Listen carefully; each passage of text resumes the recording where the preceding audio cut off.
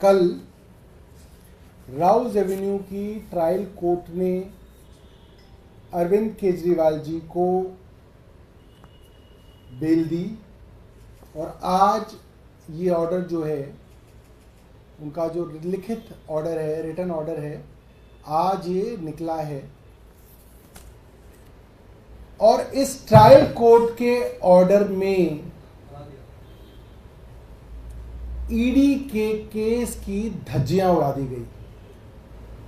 The entire case of ED has been demolished by this order of trial court. और इस order के बाद ED का पूरा केस ढह गया है। अब ईडी के मामले में कुछ नहीं बचा। 2 साल से जिस इन्वेस्टिगेशन की नौटंकी केंद्र सरकार कर रही थी, वो पूरी की पूरी इन्वेस्टिगेशन का जो किला बनाया था, वो ट्रायल कोर्ट के एक बेल ऑर्डर ने ढहा दिया। और ये जो जज साहिबा हैं, मुझे याद आता है इसी तरीके की एक जज साहिबा थी, गीतांजलि गोयल जी। 2 साल पहले उन्होंने भी ईडी से सत्येंद्र जैन साहब के मामले में जब कड़े प्रश्न पूछे तो उस जज को बदलवा दिया गया था। आप सबके सामने हैं। और कल जब अरविंद केजरीवाल को इन महिला जज ने बेल दी है, तो इनके बारे में क्या क्या आज हाई कोर्ट में कहा गया, वो शर्मसार करने वाला है कि केंद्र सरकार की एजेंसी एक जज के विषय में ऐसा कह सकती है, ये कभी सुना नहीं गया। जब ये ऑर्डर शुरू होता है, इसकी फाइंडिंग्स है, तो जज साहिबा ने क्या लिखा है इसके अंदर? उन्होंने कहा कि भारत के मुख्य न्यायाधीश,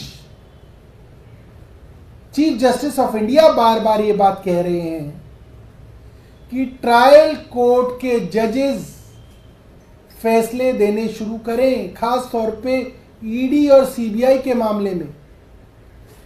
और जज साहिबा ने इस बात को कोट किया है, in the recent past the honourable supreme court and the honourable chief justice of India has been encouraging the trial courts to take up such matters and decide the same.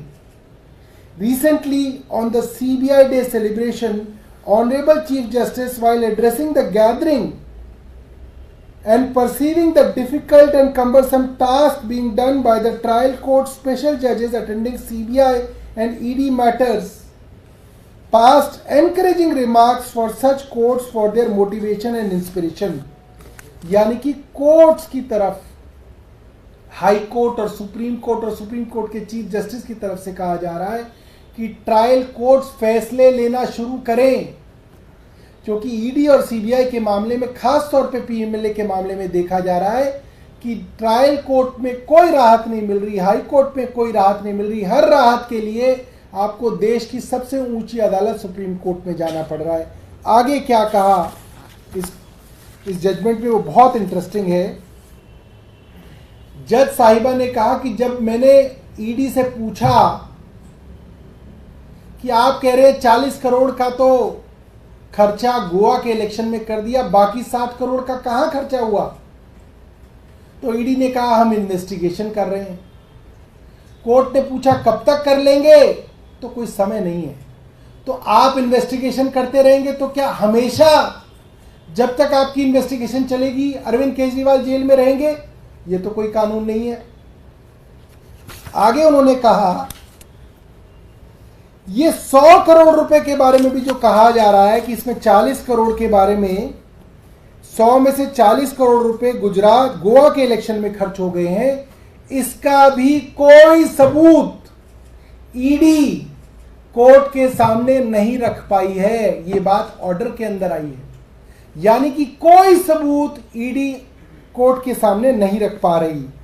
आगे जिस बात के बारे में बार बार अरविंद केजरीवाल जी और आम आदमी पार्टी कहती है कि कोई सबूत नहीं है, सिर्फ कुछ आरोपियों को लालच देके, डरा धमका के जेल का डर दिखा के उनकी गवाहियों को बदलवा के अरविंद केजरीवाल को फंसाया गया है। वो बात कोर्ट में भी कही गई।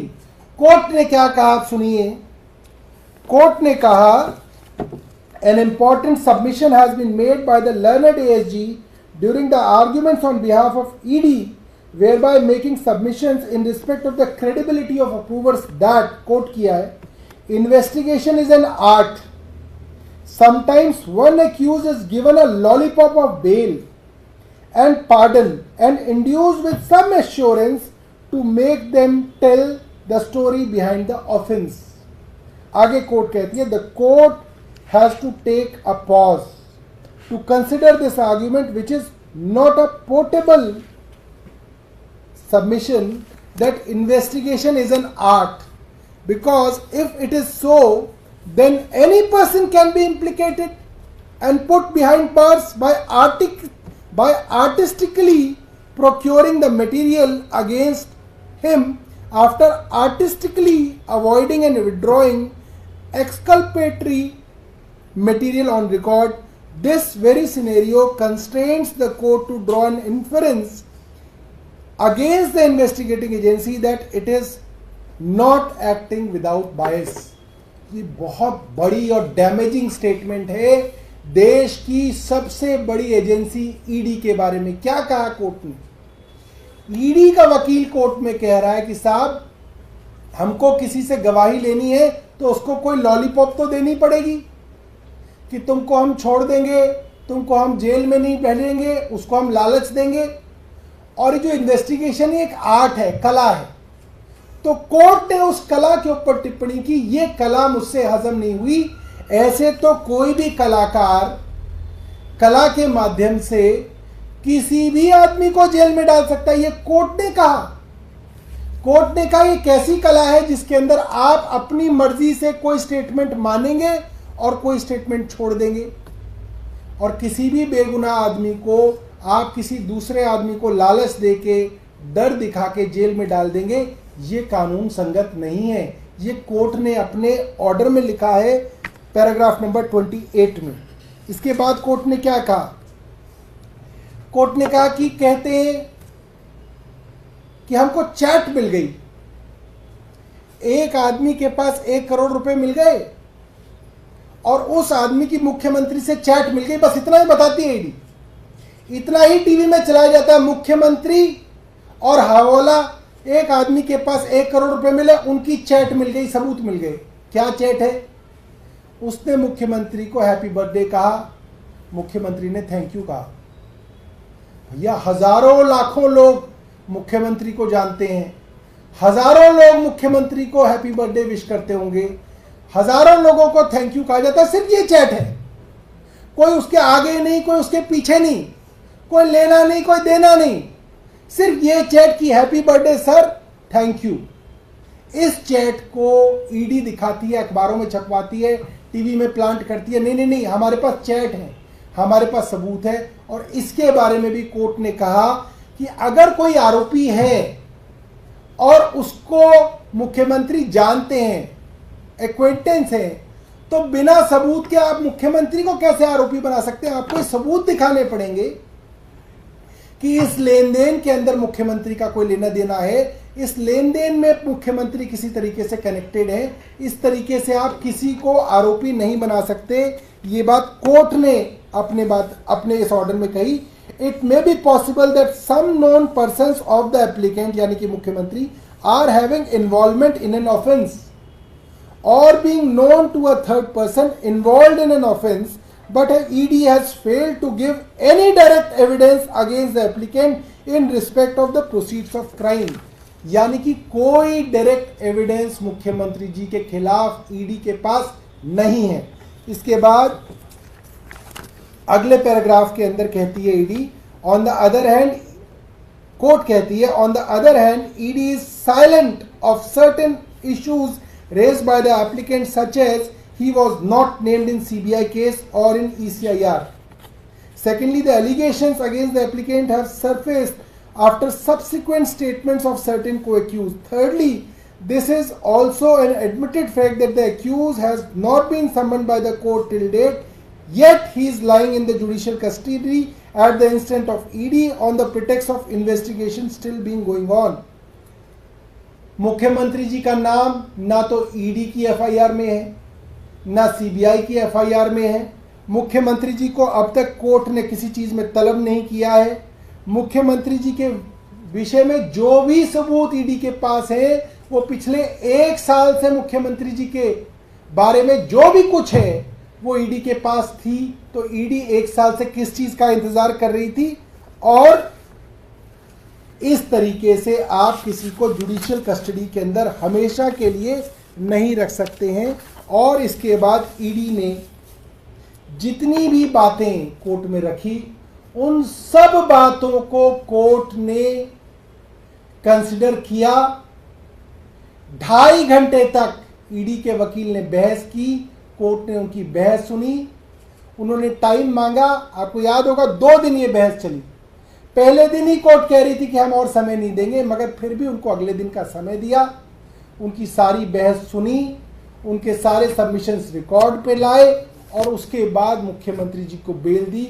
और ये बेल ज़रूरी और इम्पॉर्टेंट इसलिए हो जाती है क्योंकि सेक्शन 45 जो पीएमएलए एक्ट का है, जो बेल का सेक्शन है, वो ये कहता है कि यदि पब्लिक प्रोसिक्यूटर यानी कि ईडी किसी बेल का विरोध करे और कोर्ट उसके विरोध को सुने और उस विरोध को सुनने के बाद कोर्ट इस बात से सहमत हो